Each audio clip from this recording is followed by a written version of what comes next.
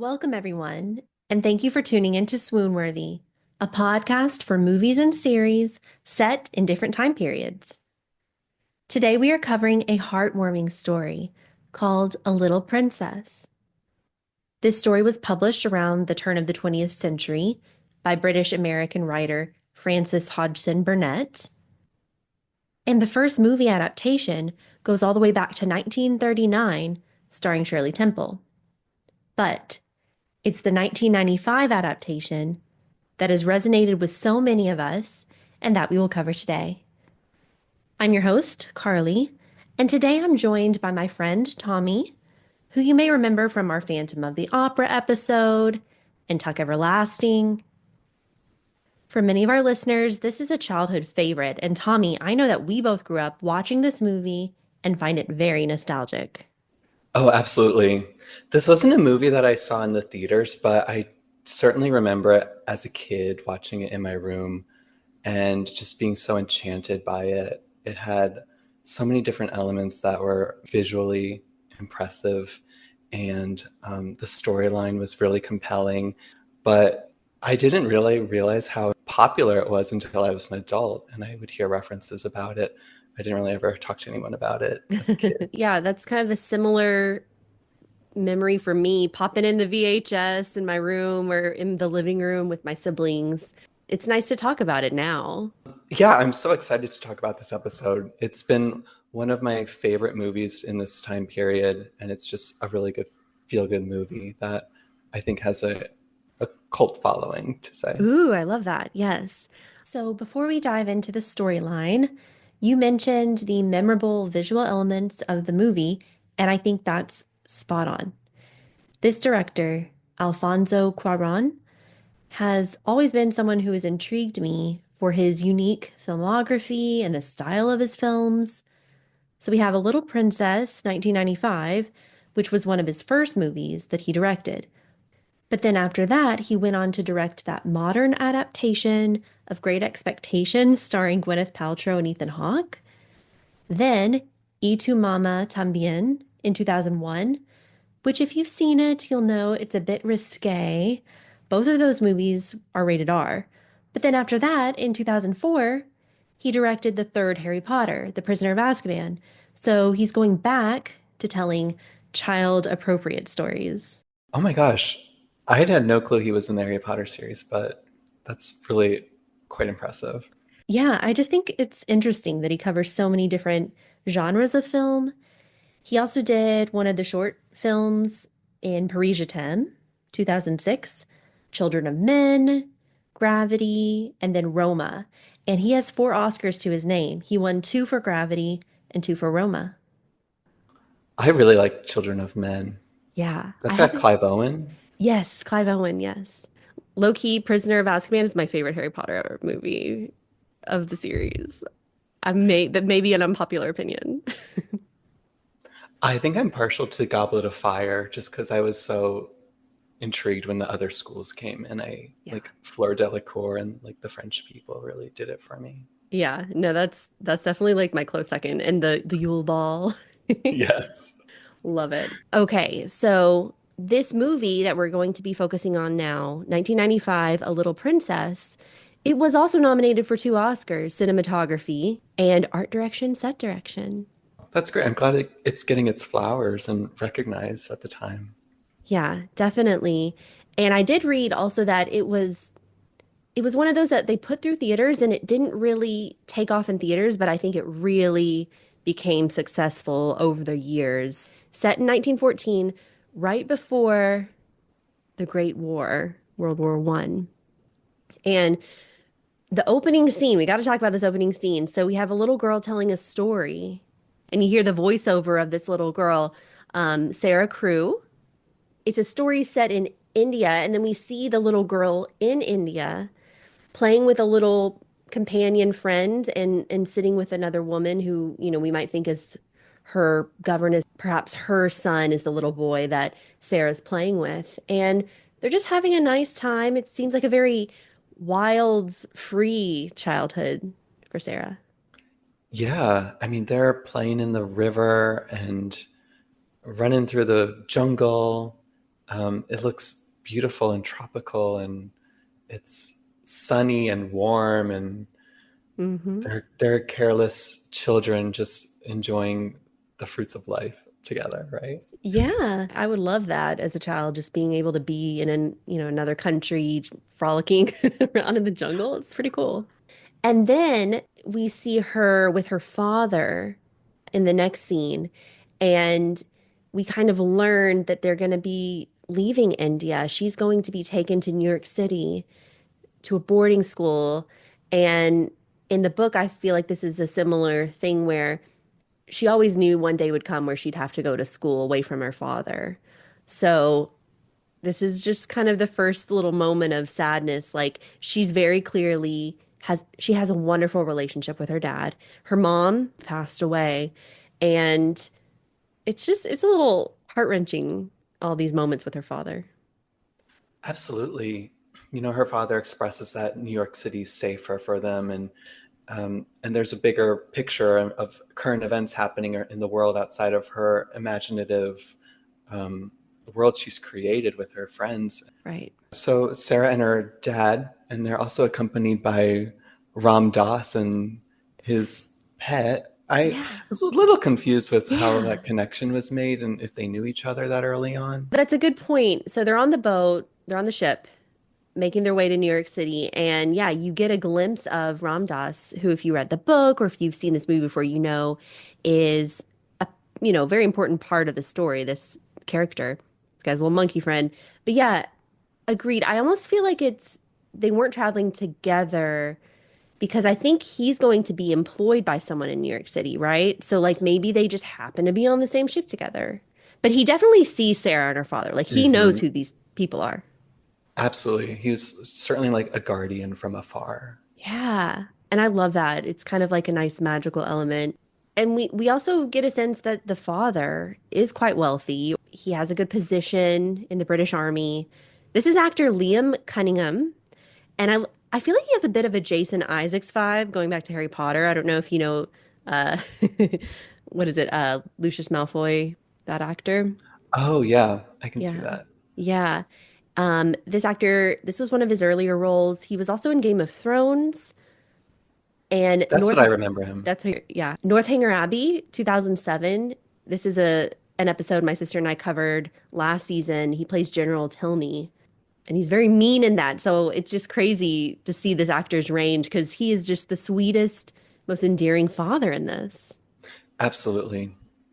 And you and your fans might get mad at me, but until I rewatched this recently as an adult, I thought it was Victor Garber playing the dad. Hey, love Victor Garber. Thinking back to our Tuck Everlasting episode, Titanic. I don't blame you at all.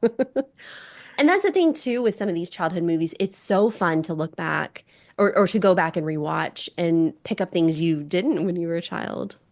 Yeah, this, and we'll get to it, but the whole storyline between Amelia Minchin and Francis the Milkman, I thought it was just such comic relief as an adult. Like, definitely some laugh out loud moments.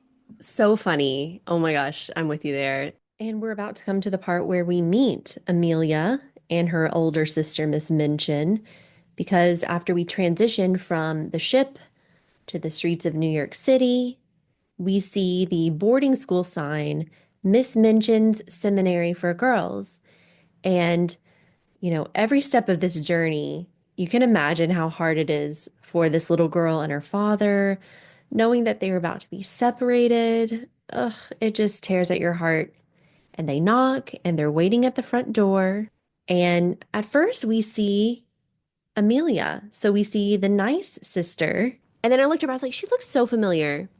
It's hard not to get on IMDb when you're watching movies nowadays and making these connections. Well, I was definitely guilty of watching this on Amazon and like tapping the screen and seeing who the actors were, and it's so easy to see. And I that actress name is Rusty Schwimmer, I think. Hmm.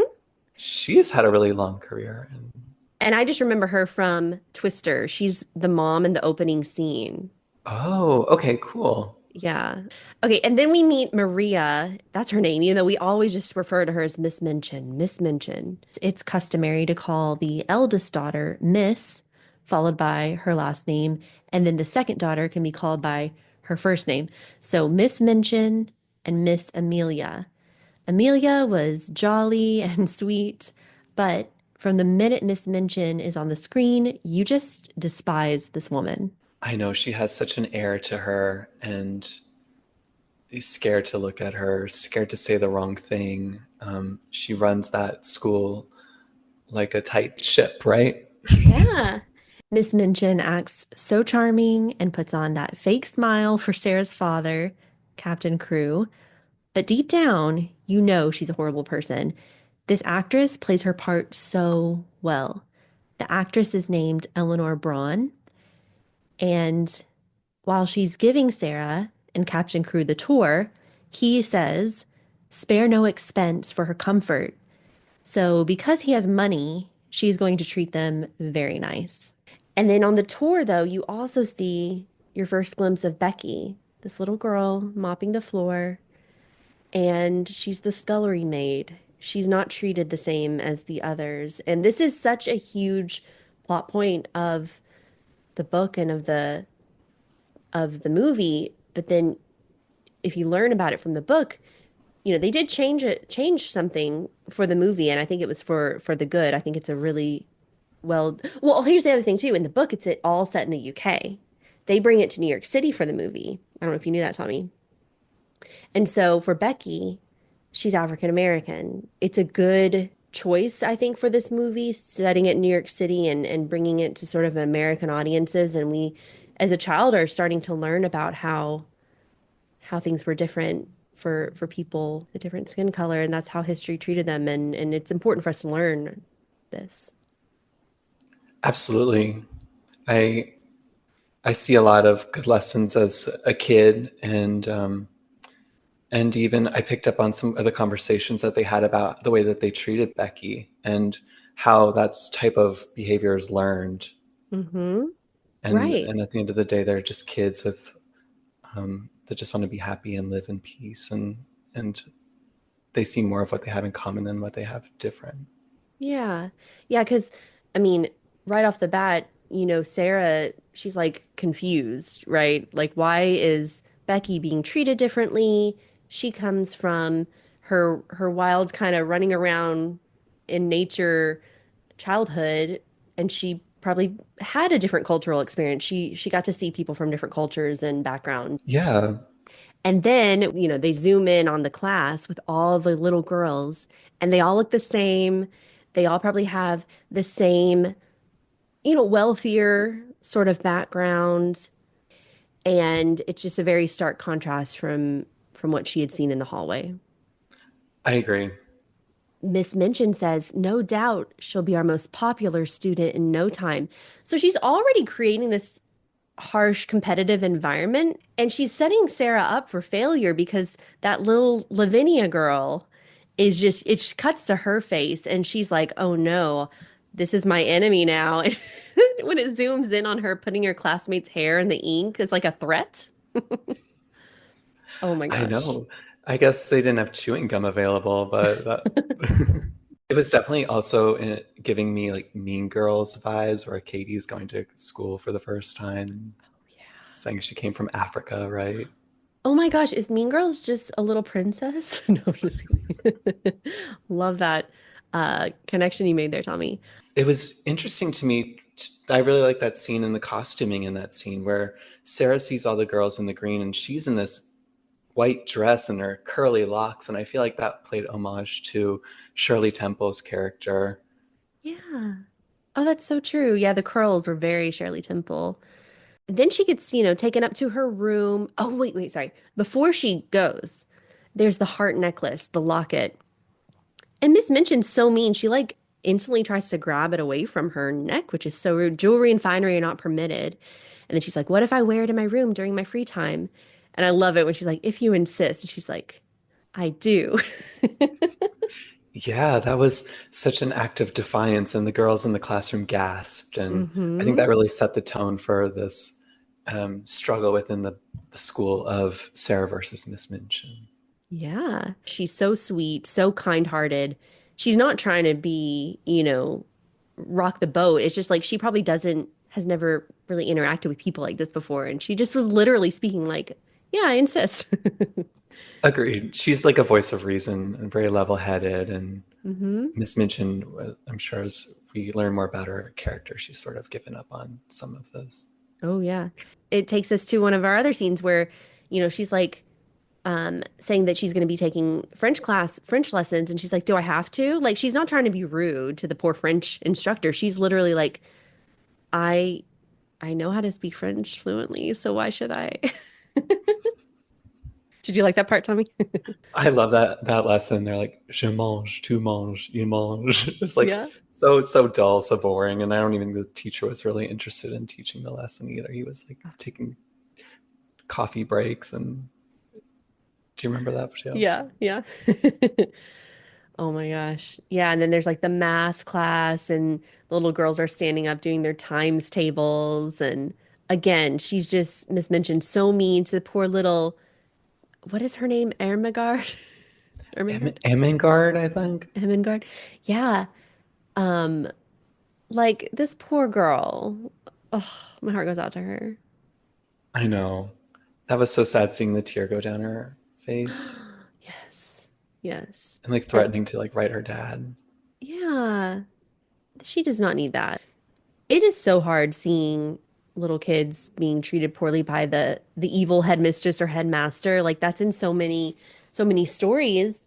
And then it always makes me think of Madeline. Yeah, but I definitely saw some Madeline references when they were going out for their strolls too, right? Yes, yes. But like, what is her name? Miss Clavel? Is that the headmistress name? She's so much nicer, I guess is where I was going with this. Like she's like a good headmistress, Miss Clavel, I think. Um, Yeah, versus Miss Minchin. Madeline was a good one. Okay, so what do you think about another comic relief moment you mentioned earlier too? There's some comic moments thrown in, which we need. The little girl, Lottie, screaming in the hall. Oh, she's one of my favorites. Yeah, so we're starting to meet some of the characters and the other schoolgirls in the school, and Lottie definitely gives off the vibes of being one of the youngest, least developed um, children, and she's definitely got like that younger sister vibe. And she's crying because she lost her mom. She wants her mom, and Sarah expresses that she lost her mom too, but anyone who died is now an angel, and there's ways that you can communicate with them, and you can still feel their presence, but you have to be quiet to like take it in. So it was just it was a really touching moment of Sarah's impact, and you can like feel that she's connecting with other students and making them feel more at ease. And Yeah, because she lost her mother too, and she just knows how to speak to this little girl, and poor Amelia does not, the sister of Miss Minchin. Later, there's kind of a similar thing going on, and Amelia goes to get Sarah to help because she's like, I can't do this. right, she's like, I don't even like kids. Why am Yeah. I here? Meanwhile, we can almost see that Sarah would probably make a good governess or teacher. She has that natural instinct with the little girl, who is, as you said, quite younger, perhaps. I think Lottie ends up kind of worshiping her. She's the one that calls her a little like a princess at some point. She's not a princess, like not an actual princess, but all girls are is kind of the message, or all children can be, should be treated a certain way, should be treated with respect and kindness, and that's just the theme of the story. It's so sweet. Yeah, absolutely. You also mentioned, introducing the little kids. I don't know if you noticed little Camilla Bell, the actress. I did. Yeah. Yeah, but I don't think she had any speaking roles. No, she was silent, but you can't not see her cute little face. And I think this was her first role when I looked it up. And afterwards, she's the little girl in Jurassic Park 2 opening scene. She's plays young Sandra Bullock in Practical Magic, and then she went on to do other roles when she was older. Yeah, I remember like hearing she was in the movie. And then when I watched it recently, I kept looking for her. And then I'm like, did I make this up? And then I spotted her at the end. I was like, oh, that's definitely her. Yeah, but you're right, no speaking lines. And we see more of the interactions between Sarah and the little girls. She's such a good storyteller, so all the little girls gravitate towards her because some of these stories they're being told put them to sleep, put Amelia to sleep. But she has this gift for storytelling, and it's so funny to see her go off script. Sarah. Yes, Miss Minchin was like picked up the book from her, and she's still telling this story. And she's Miss Minchin's like, is she making this up? But the girls are just so captivated, and they don't want the story to end. So Yeah. Amelia even like leans in and fans herself. She's intrigued as well. I like that bit. She's thinking about her milkman. Too funny. Yeah, so the little girls sneak into Sarah's room later at night to hear more of the stories. And I think during one of these moments, you also get a cut to Lavinia. She's acting like a queen. She's sitting there having people brush her hair. It's crazy. Yeah, her friends are just watching her brush her hair, and they're like, "Can we? Do you mind if we go listen to Sarah tell her story?" A natural, wish, because I would not want to be brushing Lavinia's hair. That sounds like the not a good time. So we've been talking about some of the other students that Sarah goes to school with, and I have to say the school itself is very pretty. I love a lot of the ornate rooms, the colors they chose for the walls. They're very aesthetically pleasing. And Tommy, I know there was one specific set piece that you wanted to talk about that stood out to you. Yeah, a painting above the fireplace in the school. Yeah, tell me, I'm It's curious. Raphael's Saint Michael vanquishing Satan, and when it's right after Papa leaves and they're in the dining room eating, and the camera pans down, and it's like symbolism of light versus dark, and I think it could be like a metaphor for externally between like peace versus war, and then internally between like maybe it's something with the conflict in the house, Sarah versus Miss Minchin, but then like personally with like finding your inner princess and light. I love that. Okay, I'm looking it up now because I didn't notice it in the movie, so I'm very glad you brought it up. Wow, it's really a striking, beautiful piece of art. Wow. It's from 1518, and it's in the Louvre apparently, Ah, wow. by the Italian painter Raphael. Raphael, very cool. Yeah, so I'm sure there are because the set in art direction, which got an Oscar nomination, it's very pretty. I bet I would like to rewatch it again and really just focus on some of the hidden pieces there, like you called out. That's really interesting. Hmm. It got an award for art direction. It was nominated for the Oh, Oscar. nomination. Okay. Hmm. Which, 5 films out of the year, that's pretty big to even be nominated. Yeah. Yeah. And I almost wish they had lingered a moment longer on the picture with her mother on the staircase. I would have liked to see that a little bit more and hear more about the mother, the backstory. Hmm. Yeah. I'm curious if Miss Minchin and Sarah's mom knew each other. Right, because you almost wonder, like, why is Miss Minchin the way that she is? And there are little hints every once in a while, like at one point, I think it was in the storytelling to the class, Miss Minchin breaks it up and she says, easy to believe for a child who has everything. So you're kind of like, what was Miss Minchin's childhood like? Yeah, did she know Sarah's mom? Was Miss Minchin's mother the former headmistress? I want more, more I backstory. know. I try to give her the benefit of the doubt, but then you kind of see her true self come out and you become a little less sympathetic to her. I mean, this feels like a Cinderella story, would you say? Definitely. She definitely gives evil stepmother vibes. Yeah, where she's just got this cruelty and she's treating the little girl so cruelly. And then it's kind of leading up to the part here in the story where her father, we see him in the trenches of the Great War. You hear about this in history class all the time. How is the trench warfare so horrible? just awful. And you kind of know what's going to happen, right? He's going to get wounded at least or something, and that does happen. And for Sarah, it ends up being she thinks that her father dies. That's what she learns from the solicitor who comes by. They're having this elaborate birthday party for her. I think in the book it says her 11th birthday or something. Um, I can't. Do we know how old Sarah is in this movie version? Does that sound? I'd say, yeah, around that age. Mm-hmm. And it's a beautiful little birthday party. And I just can't even believe the turn of events at this moment. Right. And Miss Minchin puts an end to it right away. Like, couldn't even let the girls celebrate or have a nice day. What- Because she's thinking about herself. She's like, I just funded all of this, party decor and the cake and the presents.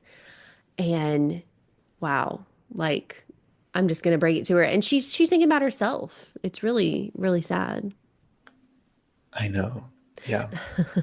And I was reading the little story by Frances Hodges Burnett to prepare for this, and I saved the little clip. So the solicitor guy comes and tells her that she's not a print, she's not a wealthy little girl anymore. They've lost the money, and she was going to turn her out on the streets, Miss Minchin.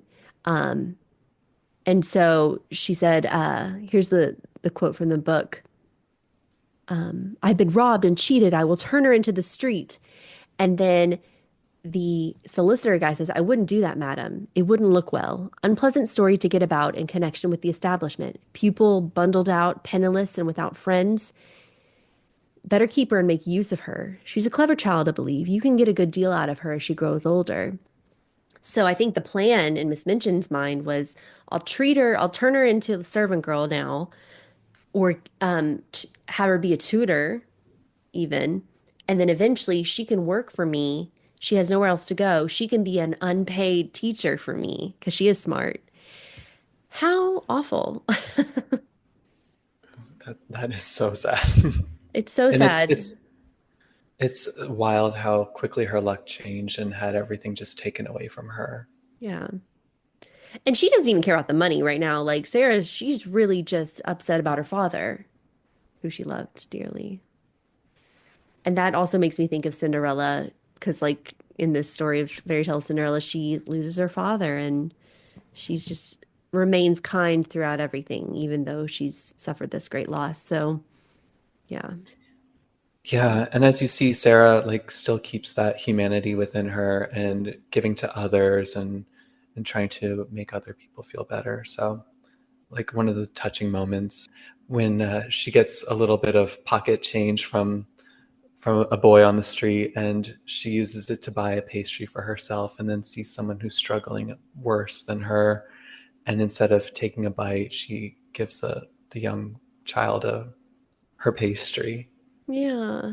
Yeah, because that poor woman, she had like a baby in her arms, and then her other daughters were being beggars and flower girls, and ugh, Yeah, so and you wonder sad. their situation, if they were just down on their luck or maybe they lost their husband in the war. And like it was such a touching moment where she's just trying to sell her flowers and and then she calls Sarah a princess. And I think this is a good moment, a good scene too, because it kind of you get out of the boarding house for a little bit. You get the context what the streets of New York City would have been like. So you have like the little flower girls selling the flowers. There's the chimney sweep boy as Yes. well.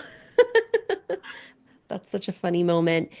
So she's so sweet to them, but then you get a little bit of sass from Sarah too, a little bit of mischievousness because she with the chimney sweeper, you know what I'm talking about that scene? Yeah, they pour the soot down the chin. Uh-huh. That's quite daring of her. I love that about Sarah too, because she has heart of gold and will give her food away.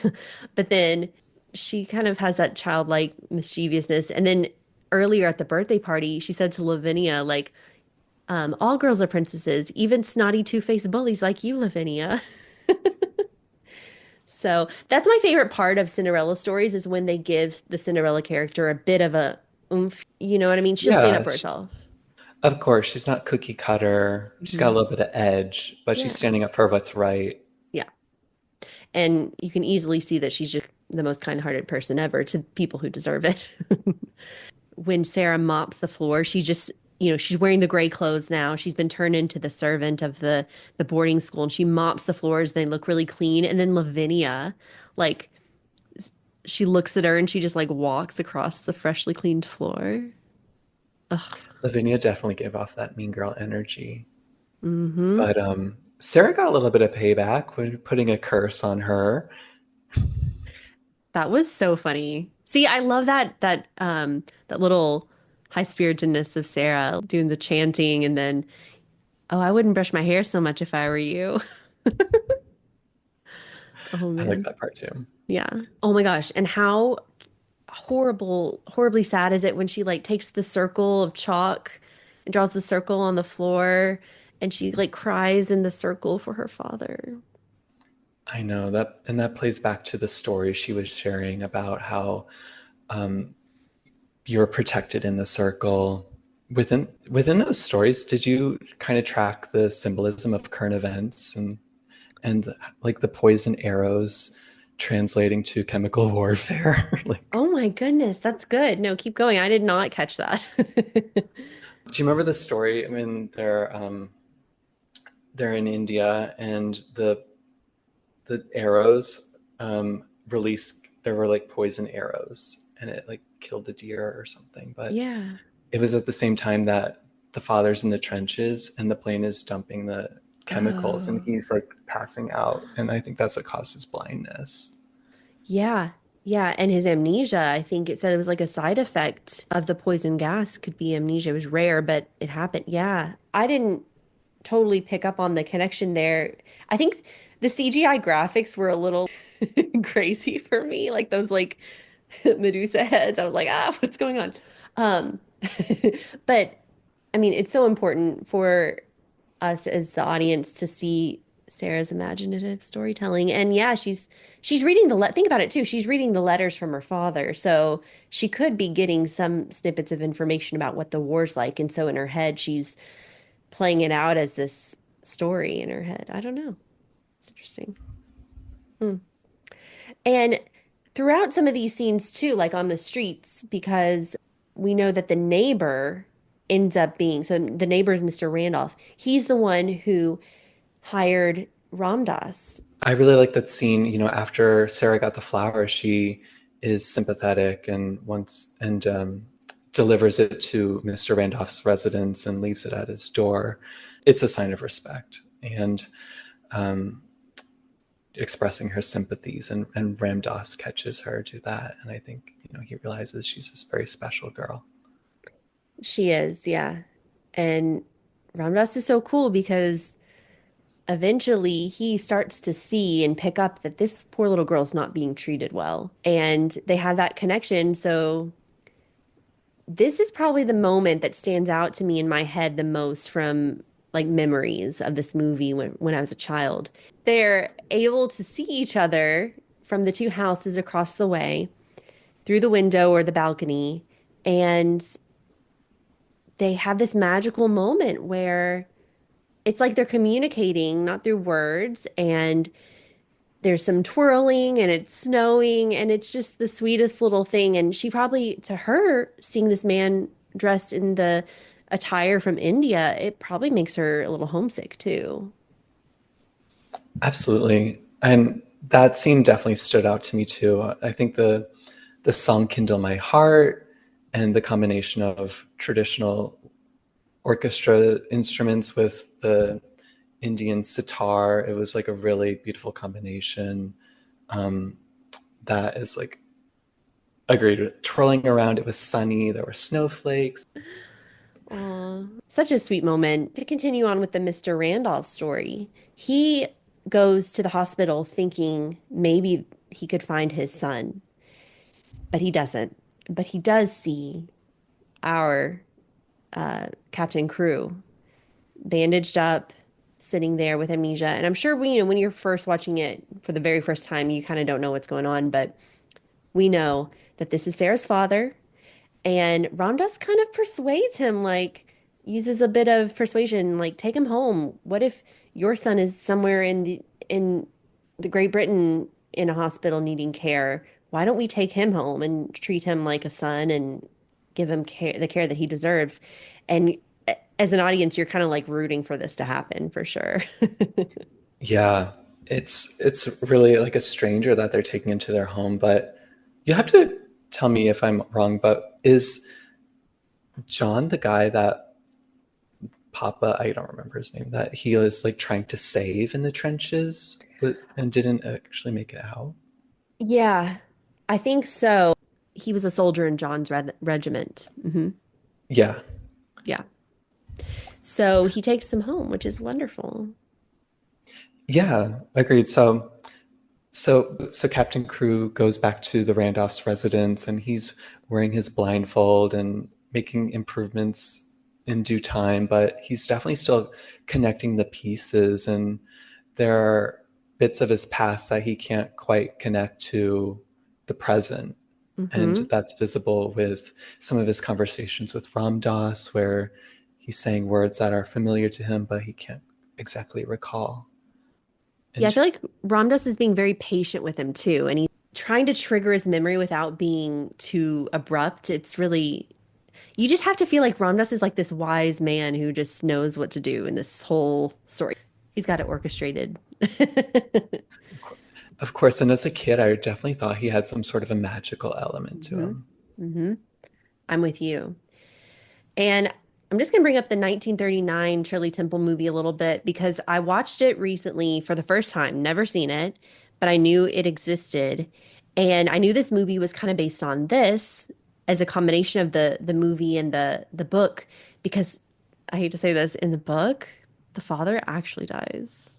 Oh, I know. So the father actually dies, but in the 1939 movie with Shirley Temple, they have this amnesia storyline. So that's where they got it for this movie. And um, little Shirley Temple visits the hospital herself. She goes and visits each hospital looking for her father. There's a song and dance number every once in a while, entertaining the troops, because that's kind of right what her role was as a child actress. She's just so adorable and talented. But the creators of that movie, for whatever reason, decided to shift it from the father actually dying to the amnesia. And I'm glad they brought it back for this movie because it's so unique. It sticks with you. I always remembered the amnesia storyline growing up. It's just, oh. And when he comes home and he's right next door to her, like it's hard to watch. I know. The middle of the movie is just like really wrenching in that sense that they're so close to each other and you really hope that they get the chance to reconnect Hmm. before whatever happens to Sarah. She really befriends Becky at this moment. And this is such a special part of the story because the two of them are up in the attic next to each other.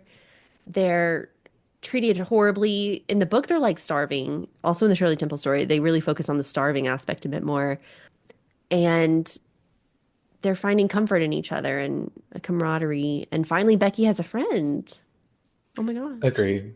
I Oh. was really touched by this. And was this the point where they make a pact to like have each other's back? And Hmm. and Sarah expresses that she's always thought of Becky as a sister. So that was just really touching to know. You don't necessarily know Becky's backstory or where she came from, but Right. it's nice to know she has a bit of family and people that she can count on because I got the sense she was alone. Oh, very alone. And that one scene at the beginning where Sarah opens her bedroom door and she's like icing her foot because she's blisters or something from working so hard. Like, what a trooper. Becky always has a nice positive outlook too, because even when Sarah's feeling upset and is like, I'm not going to tell stories anymore, Becky's like, well, you made me believe. And they really grow together and face this hardship of being treated horribly by Miss Minchin together. And then the pact. And then when they're dreaming, I mean, this is the best scene too. They're dreaming of a feast and putting on fancy clothes and robes and having this imaginative moment in their heads. They go to sleep and they wake up and some magical guardian angel or whatnot, has been at work, and somehow they stayed asleep through this whole thing. I know. Did you notice that the bed changed and the sheets and everything? I was like, really? That there's some deep sleepers. Gosh, I wish I slept that deep. But the room looks so beautiful. It's transformed. It's like gold. They have little gold slippers and robes to put on, and then there's a table of warm food, the sausages they were thinking of. Oh, It was such a feast. Yeah, sausages and juice and sunflowers and just the yeah. the drapings and decor was so beautiful. And it was such a, I think part of this like appreciation I have for the film was its artistic creation. And you mentioned it was nominated for an Oscar. Art and set So direction. Yeah, this is perfect for that. A perfect display of that. Yeah, I loved the sunflowers. I did instantly think, I mean, those are just the happiest flowers. So pretty. Earlier, she had like the yellow flower too. So that's definitely like a theme, I think. The gold.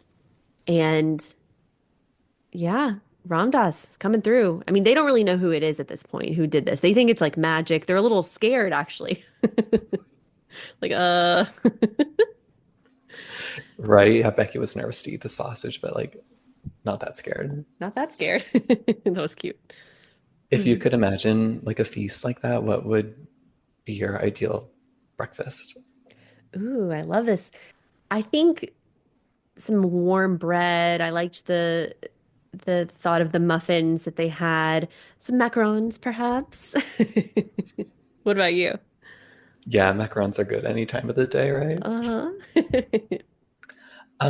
I would probably say, well, I have a sweet tooth, so French toast, um, Nutella, some Mm, juice, some pastries, now you're talking. Yeah. some fresh fruit. Yeah, that would.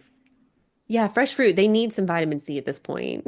They're gonna get scurvy or something. Yeah, so it's just such a wonderful moment. And then we're quickly getting to the end of the story because Miss Minchin comes in because, oh, the girls stole the locket for her already at this point, right?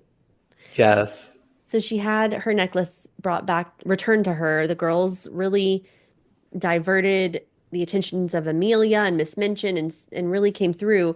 But of course, Miss Minchin knows if it's stolen where it's going to be. So she goes up there, sees the room, and she immediately thinks you stole all this. Does she really think this little girl is going to be like stealing food and what? I know. I mean, it doesn't. First of all, it doesn't make sense how it all got there. So I just don't think Sarah had it in her to do all that. Yeah. It's almost like Miss Minchin's looking for an excuse to have her arrested, which she does. She goes and calls the police. Right? But before that happens, she and Sarah have this like actual conflict, You're and right. I feel like for a second, Sarah might have gotten to Miss Minchin about like believing um, and seeing the good in things, and Miss Minchin is just like too far gone at this point, or like doubles down on her. Yeah. Yeah. No, you're right. I forgot about that moment where she's just like, don't you understand what I'm saying? You're not a princess. Can't you see? Yeah, back when the room was not pretty. And I love Sarah's response. She's like, yes, ma'am. I understand, meaning I understand what you're saying, but I don't believe in it. I'm a princess. All girls are, even if they live in attics and dress in rags. Didn't your father tell you that? And you're kind of like, I wonder what Miss Minchin's parents were like. But eventually she calls the police. She's like, I'm not gonna deal with this girl anymore. And so that's when it gets really panicky. This is like a climactic moment of the movie and a little anxiety inducing, I would say, because it's raining and storming outside. The girls get locked in their rooms while Miss Minchin calls the police. And Sarah thinks the only way to escape is crossing with a plywood piece of wood, a board across to the neighbor's house in the rain. And this is hard to watch as a kid. Oh, for sure. I watched it the other night. My palms are sweating. I got so nervous for her. First of all, though, why did four policemen have to come? Like she's an 11-year-old girl. Like how much trouble could she be? And Miss Minchin totally overtook the whole operation. You know, she's commanding orders and Yeah. Yeah.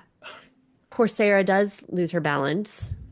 Uh, right, yeah. she's hanging by the building. But then Sarah might have been like a rock climber in India because that upper body strength to propel herself up, that Yeah. that was really impressive. Very impressive. At the very beginning, she was up on top of the statue structure, right?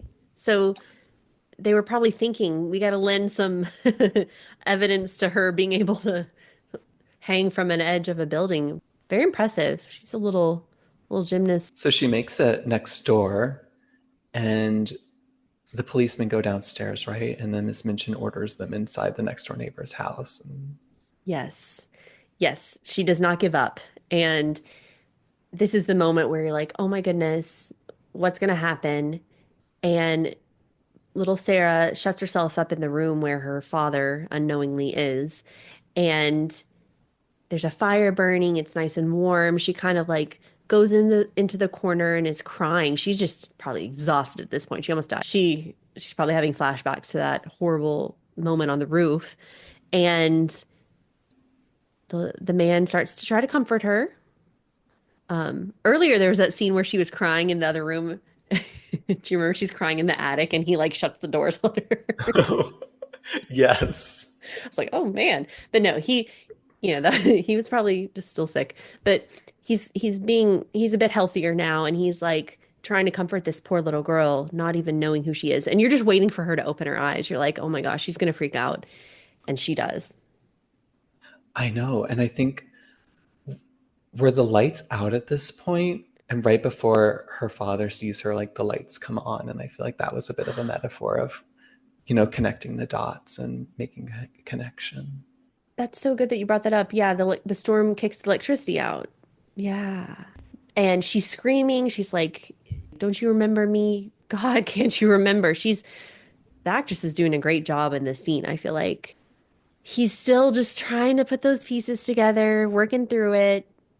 And she even gets hauled away by the cops before he realizes. And you're like, this is a close call. Oh, for sure. But then Captain Crewe runs out there. Most wonderful happy ending you could ask for. That was such a tear-jerking moment for me too when he makes that connection. And like Sarah thought her dad was dead, and this all just happened all of a sudden, and it was just like the most perfect ending that could have happened. Yeah. And we see instead of Miss Minchin Seminary for Girls, it's Mr. Randolph or Randolph's. Oh, okay. I actually missed that part, but that makes sense now. Hmm. Yeah. So the wealthy neighbor, um, you know, uh, who brought home Captain Crewe to nurse him and Ramdas's employer, I guess, starts funding the school. And oh, Amelia's gone at this point, though, right? She She, was out the window. right before all this craziness happened, is when she left. Not that she would have been any help, anyways. She'd probably just been in the way. She comically throws herself out the window on her milkman. So she's gone. So this is going to be a new boarding school, and the kids are playing outside. This is where you probably saw Camilla Bell. Yeah, it was a beautiful spring morning. The Hmm. flowers were out. It definitely had a different vibe to it. Yeah, you're like, did they even get to play outside at all when Miss Minchin ran things? Sarah leaves Emily, the doll, with the kids and says she can be our messenger. That's cute. And she makes up with Lavinia right then and there. Yeah, and who else comes out in addition to Sarah and her father? It's her new sister. Oh my gosh, Becky. Yes, Becky's coming with them. They're not leaving Becky behind. She's part of the family now. I know that was such a touching moment to see Becky dressed up, looking um, Mm-hmm. like an affluent young girl, and Yeah. she's part of their family now. Oh, so happy. So happy. Like everything's perfect. And then, of course, the final scene perhaps is Miss Minchin turned into a chimney sweep being employed by a little boy. Yeah, the same little boy that she bossed around is now the tides have turned, right? That's like a humorous moment, kind of silly, but she gets punished for sure. Yeah, it's I feel like it's a bit of karma though. Like she had some opportunities to really make some improvements and take the higher road, and I kind of lost my sympathies for her by the end of the film. 100%. I couldn't agree more. And that brings us to the end of the story. We went through the entire movie, and we never really mentioned who played young Sara Crewe, the young actress who brought Sarah to life so beautifully on the screen. Her name is Liesl Matthews. 3 acting credits. That's it. So this was her first. Then she was Harrison Ford's daughter in Air Force One, 1997. And then she was kind of in more of a teenage role called Blast from 2000, which I didn't see. Then that's it. This is a child actress, heiress, and philanthropist, part of the Pritzker family, one of America's richest families, but she's actually a philanthropist and I think does good things. And her family controls like TransUnion Credit Bureau, Royal Caribbean Cruise Lines, and her uncle is the founder of the Hyatt hotel chain. Oh, wow. I thought it was fascinating because she probably was a nice little wealthy little girl. She played the part well. And she was named after Liesl from Sound of Music, which is kind of cute. And we did that this season of Swoon-Worthy. So gotta love it. Were there any other funny or memorable parts of the movie you wanted to bring up for our listeners? Do you remember when Emingard went upstairs and was like, "Oh, this is where you live"? I think so. It made me think of that meme of Hillary Clinton where she like goes into someone's kitchen. Do you know that one? And she's like looking No, around. Do I need to see this. You gotta send it to me. you want me to show it to you? Yeah. do you? Do you recognize this? Oh my gosh, that's funny. I haven't seen that, but yeah. Just kind of like surprised, like, oh, people live like this. Oh my gosh, yes. Ermengarde is a funny character too. I like the scene where she like taught her French right before she talked to her dad too. Yeah. So And proud of her. the father's like, she said something in French. Oh, no, I mean, she had such a special connection with all the little girls. Hopefully she stayed in touch with them throughout the years. And hopefully they got a better teacher and a better headmistress. Ooh, I think they Yeah. did. I like to think they did. And where do you think Sarah ended up in life? Like, do you think I can see her being like, I don't know, a do-gooder throughout the rest of her life for sure. Yeah. Perhaps like a doctor or a teacher Ooh.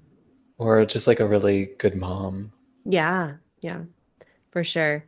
I feel like if I were a mom, I would definitely show my kids this movie because it teaches you such good lessons and how to be, how to treat people the right way. Did you watch this? You watched this movie growing up. Were there any other movies from your childhood that could have been period dramas that stick out to you? I'm trying to think if there was any movie that I could relate to like this, but I'm having trouble. Hmm. The Secret Garden from 1993 was one of my favorites. And that one was written by the same author, Frances Hodgson Burnett. And I loved that one because, I mean, it's kind of the same thing. Like she loses her parents and she has to go stay somewhere and she's treated weird at first. But I just loved the nature elements of that story, like the pretty secret garden that she finds. It's a good one. Yeah. Yeah, that's also a good one. Mary Poppins was one of my favorites growing up, and that's technically a period drama. And Pollyanna was my go-to. I don't know if you've ever seen Pollyanna. Mm-mm. It was a Disney movie from 1960 starring Haley Mills. And I liked period dramas even when I was younger, so this is just really weird. But this one is kind of the same, like turn of the century, if I'm not mistaken, set. And she loses her parents again. It's like another, story like that, but she remains very kind and compassionate and changes like the whole town. Like the whole town falls in love with her and uh realizes, that they need to be happy more and treat people nicely. So I love these stories. All right, so that's it. We have gone through the storyline of A Little Princess, 1995, a movie that we hold near and dear to our hearts. And I want to thank Tommy for joining us on this podcast episode. Thank you, Tommy. Thank you so much for having me. Yeah. Will we see you back in the future? I hope. Oh, I'd love to be invited again. I had so Yeah. much fun today. I'm glad. Yeah. Thank you for providing all your insights and personal connections with the movie. And hope you all enjoyed our take on this. I want to invite you all to follow us on Instagram, Swoon-Worthy Podcast. I just recently joined Letterboxd. Period drama style is my name there. I'm creating a lot of lists, so you can follow me there and share the link with your friends. If you have a friend who you think would enjoy this podcast, send them the link. It'll help us grow and create this community of conversing about beloved movies. So thank you all, and catch you next time.